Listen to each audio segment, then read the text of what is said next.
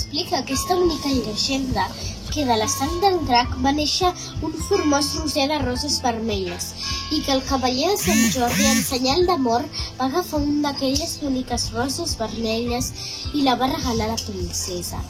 Des de llavors, cada any, el poble celebra el dia que el cavaller de Sant Jordi va alliberar-los d'aquesta mala bèstia i tots els homes del poble regalen a la seva estimada una rosa vermella.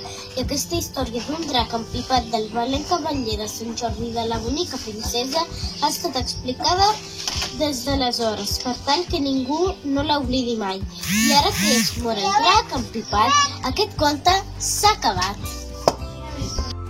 I la gata va dir, a més, demà és 23 d'abril, Sant Jordi. Les ciutats de Catalunya es transformen en una llibreria, a cel obert i en un jardí de roses perfumades. Visitant les paradetes a la recerca de tota mena de llibres serà divertit.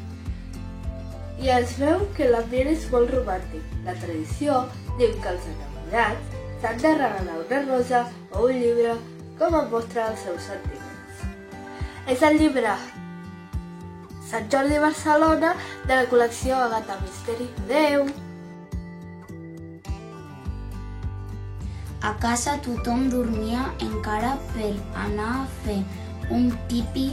Em vaig mirar al mirall del lavabo, però de primer moment no vaig fer cas del que em vaig veure perquè em vaig pensar que encara estava mig adormit. A mi m'agrada quan el Sant Jordi lluita amb el drac.